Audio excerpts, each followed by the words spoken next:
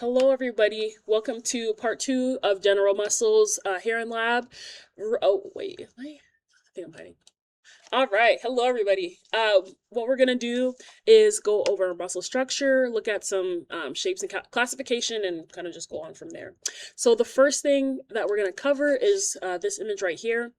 I know it looks like a lot, but just just trust me, we're going to get through it all and understand it. This is super, super important because, we're used to seeing muscles, right, on bodybuilders, or if you go to the gym, right, you see them growing, hopefully. And just like we've seen muscles before, but to understand the organization and also tie it back to concepts that we've seen in lecture are going to be super, super helpful. So, stay tuned.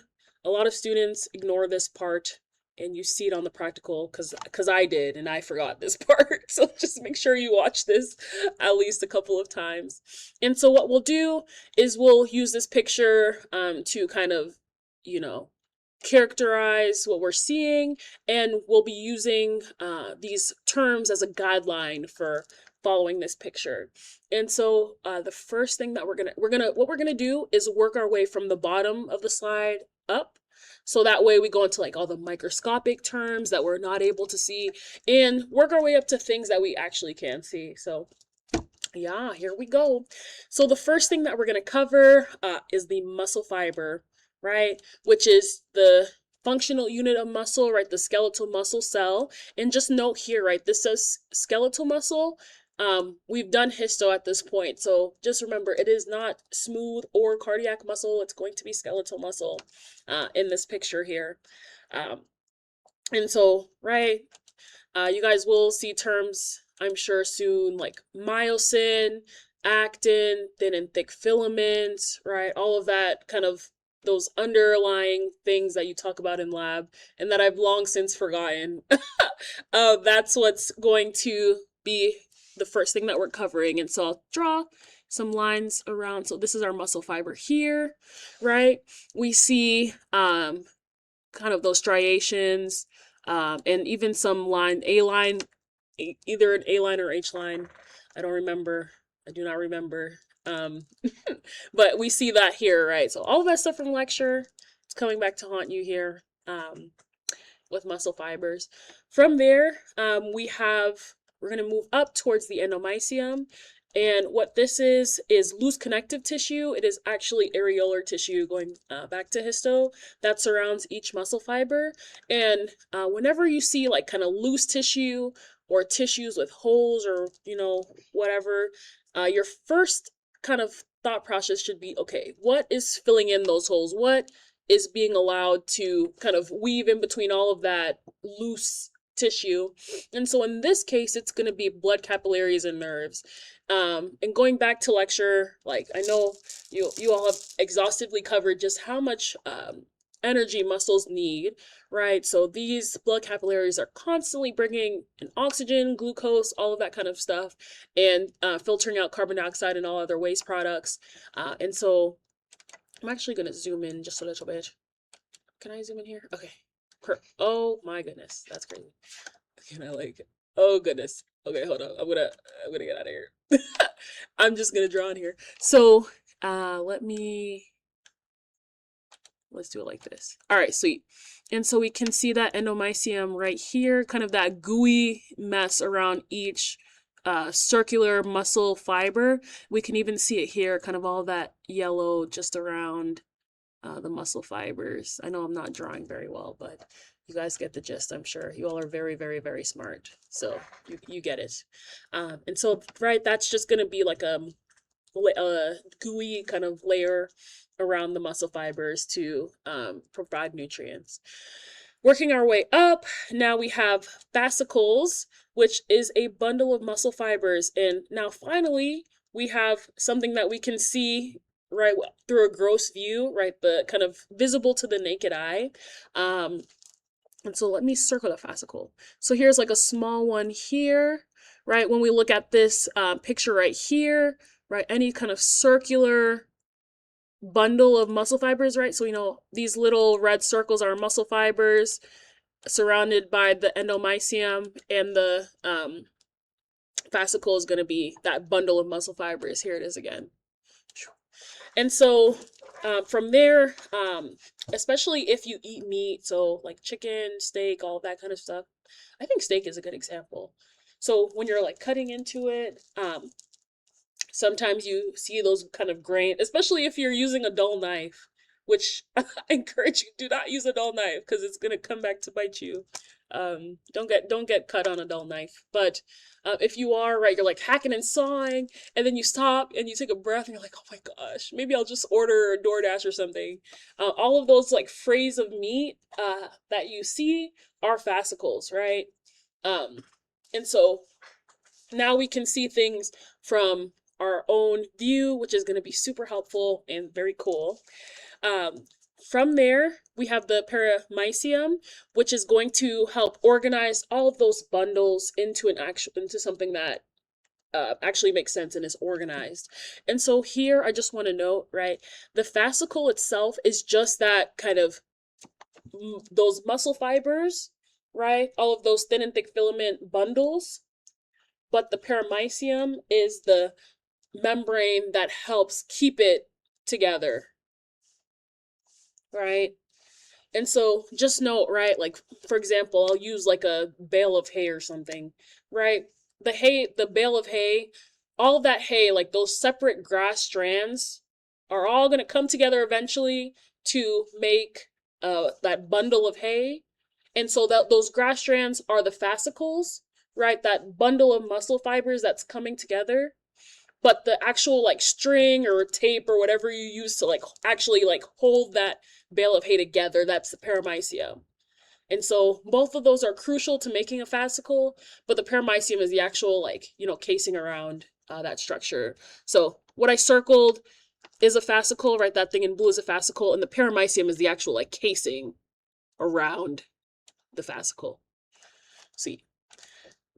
From there, we're going to move up to epimysium. Yeah, there we go. Yay! To epimysium. And so here, this is a fibrous sheath that's going to surround the entire muscle. And so it has kind of two jobs, or does two things. The first thing it's going to do is deeply grade into the paramycium. And all that really means is that it's just going to, like the cells just merge kind of into each other, so that at some point the epimycium becomes paramycium and the paramycium becomes epimycium. And it's very poetic. And on that other end, the epimycium is also going to do the same thing with the fascia, which we'll get to as well. And so what this does, it's just a casing around the muscle itself, right? And so yeah, just extra protection. Let's see.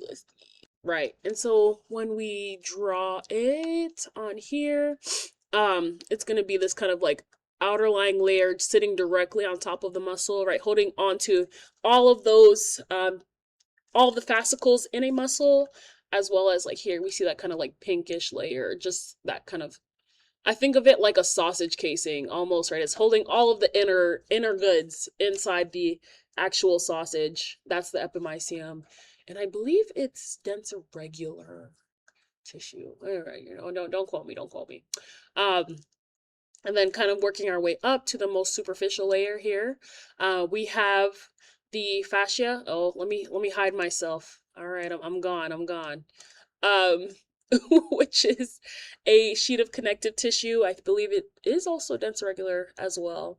That's going to help separate the neighboring muscle groups. And so here, now we see that interaction between other muscles around it. Everything else has been organization on like a single muscle layer. So, right, muscle fiber of a bicep, endomysium of a bicep, fascicle of a bicep, all of this kind of stuff. And now fascia is like the thing that's going to separate like the biceps from the triceps and all the cool things. The way that I described it to my students when I was teaching is it's like, for example, like if you eat meat again, and I'm sorry if I'm excluding you if you don't, but it's like this is the fascia is kind of what separates, like, I don't know, like a chicken wing from a chicken thigh, right? This is where you get all of this connective tissue helps separate all of the like those functional groups that we can see with our own eyes into neighboring groups. So very cool. Yes, if you have any questions about this, do ask your TA. And so yeah, here's the fascia, right? This kind of like white layer. Eventually it's gonna grade into and become a tendon here, right? So it's that kind of outer layer that's doing a lot of work. Yeah, sweet. All right, moving on. I know I've been yapping for a long time, so let me exit drawing. All right, sweet. The next thing that we're gonna do is muscle shape. Um, and so here, right, okay, sweet. Okay, so here, let me see if I can unhide myself. We're kind of at that fascia level, right? We see all of the tendons surrounding these muscles, right? So these are distinct groups of muscles, which I'm sure you've heard of, like all your quads and your hamstrings and your pecs and all that. This is this is the level that we're talking at. And so what we're gonna do is split them into different shapes. And this is super helpful for figuring out things like force, right? How much force a muscle is going to use, why they're shaped the way they are, because, right, form follows function, right? And so these shapes are going to be super helpful for doing that. And I always joke, I know it's not a joke to y'all, but especially in lecture, as your professor is covering like agonists, antagonists, all that kind of stuff. This is like the cute end, um, right? All of that kind of stuff. That's why you need to that's why I joke, like that's why you need to take a year of physics to go to med school, because of all like the different forces and all that. Anyway, I'm done. All right, so from here, the first thing that we're going to cover. Alrighty, so now as we go into muscle shapes, I'm going to encourage you to like stand up, move around a little bit, especially if you're near the models and in lab. I highly encourage you, like, play around with the models, kind of see these shapes for yourself, because that interaction is gonna kind of kickstart your process in general muscles. All right, so the first thing that we're gonna cover is fusiform, which is any muscle that kind of has a kind of thick in the middle shape and is tapered at each end. Right, I kind of call it like my eye muscle. I'm a horrible drawer, but just something like that, you know. And so our example on here is the biceps brachii. And so if you have an arm at your table, at your station, I encourage you, look for that arm. And so what I'm going to do for all of these sets is I'm going to make myself super big, and then I'm going to show it to you on the model, so that way we're good. All right. So I have a lovely, lovely hand that's going to hand me the stuff here. Thank you. And so, right, we have our arm model. Let me scooch back. All right, we have our arm model here.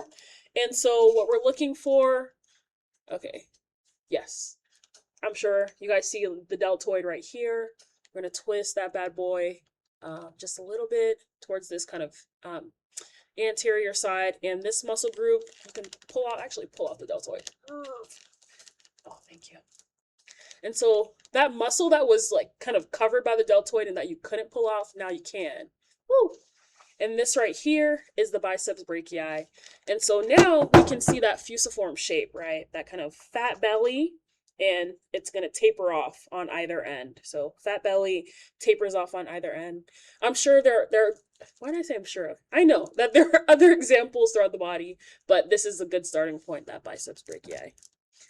So I'm going to put it all together again. Okay, sweet. Thank you. All right, sweet. So I'm going to make myself small again, talk about the next one. The next one is that parallel muscle group or muscle shape. And so this right here is a uniform direction of fascicles. So going back to the previous slide, right? Fascicles are our bundle of muscle fibers. And so, right, we're pulling all of those muscle fibers to stand in like either like vertically or horizontally. All of them have to be in that same direction. And so here, right, this is kind of like that bale of hay that I was talking about. This right here, parallel muscles are a good example of that. And so let me make myself big again and show you the example. All right. And so, all right. And so right here, we have the rectus abdominis, Oh, actually, let me do it on this side. The rectus abdominis, aka your six-pack muscles. You know, I wish, I really do that was me, but it's not. If you have them, congratulations. But this right here, this kind of set, as you can see, all of the muscle fibers are gonna go vertically. They're gonna be held together um, by that epimysium and go in the same direction. So parallel muscles. Alrighty. So on to the next. We have triangular or convergent muscles. And I've seen this either way. I prefer triangular, but you pick your own flavor with this one again. What these are kind of fan-shaped muscles that are really, really broad at one end and really kind of tapered in at a tendon at the other end. And so a super good example here is the pectoralis major, right? Your pec muscles, I'm sure, especially if you worked out or whatever, you've heard of these, right? Kind of those muscles on your chest. And so, oh yeah, I'll do that. Just for lines up with the PowerPoint. And so here's another, oh, let me make myself big. All right. Here's the head and neck models, which you will become very acquainted with throughout the course of the semester. And so right here along the, on the other side. Okay, right here on the chest, right, we see that kind of broad area, right, along the sternum. And then as we go towards the shoulder, we see that kind of tapering end. All right. And so from this, now we're going to go into our pennant muscles, our pennants. That root pennant just means feather shaped. And from there, we have 3 categories. And so I will cover, sweet. And so right here, this is where that Latin is coming back to get us, right? We see that kind of prefix uni, right? What does uni mean, right? 1. And so there we see 1 kind of feather shape. So these muscles are going to be all the fascicles, right? Those muscle bundles are going to approach the tendon from one direction. And so here's a good example, the palmar interosseous. That's a hand muscle, which I do not have with me, but we'll just move on to the next ones. The next one is bipennate. So I'll give you a second, right? Bi, what does that mean? Like usually, like bicycle, right? So that prefix usually means 2. And so we see these fascicles, right? Those muscle bundles are going to approach that tendon from 2 different directions. So here, now I have an example, yay! The rectus femoris, this is a leg muscle. So I'm going to show you it, hopefully. Okay, sweet. All right. Oh my goodness. Oh, okay, sweet. Perfect. So this muscle right here, kind of in the middle of the thigh, we see this beautiful tendon kind of shooting through the middle and on either side. And this is something that I want you to see in lab and make sure that you pick up a model and see this. The tendons are going to be coming in from 2 distinct directions, right, on either side. And so this right here, that tendon in the middle, 2 muscle 2 fascicle groups coming in at separate directions. That is a bipennate muscle. All right, and then lastly, multipennate, right? So multi, right, multiple, same prefix, right? A bunch of feathers, feather shapes. And so here we see those fascicles, those muscle bundles approaching the tendon from multiple directions. And so here, a good example of this is the deltoid. I know it's kind of hard usually to see it, but we'll try our best. Oh, that's nice. Heather, she's here next to me and she's like, fan, right? Because it is like a fan, right? All those feathers kind of coming together to make this muscle. And so here, right, especially at the bottom here, we see that tendon. Then look at all of the different kind of bundles that are coming from all different angles to shoot down and join at that tendon on the anterior and posterior view. So this is a multipennate muscle here. All right. And then last but not least, we have this circular slash sphincter group, my favorite group. These are going to be forming any opening that can open or close, right? These can be formed by either skeletal or smooth muscle. And I'm sure everybody has an example, okay? I don't need to hear it. Your TA does not need to hear it. But, right, sphincter muscles, they're going to usually be circular, right? They're going to usually, I call them like drawstring bags where they can pucker like super tight, right? Any muscle group like that. And so I'll show you two examples because I have access to two now, which is really nice. All right.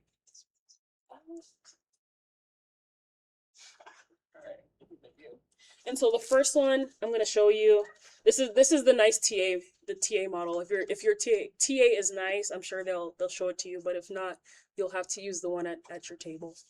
But for this one, right, we have the other side, the orbicularis oculi, right? So this kind of circular shape around your eye. This is going to, and just thinking back to the function, right? What can you do with your eyes? Or you can open them, but then you can close them. You can scrunch them really, really tight. All of that kind of stuff is going to be allowed with this muscle as well. And then we also have the orbicularis oris kind of surrounding the mouth.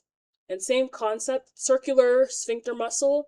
And so just think about all the things that you can do with your mouth, right? You know, aside from yapping, right, we can open, right, we can close our mouth, we can scrunch our mouth really tight. All of those things are going to be allowed with that orbicularis or oris sphincter group. So those are just examples of muscle shapes. Keep those in mind as you're doing your worksheets and all of the work that you have for lab. And stay tuned for part 3 of this video.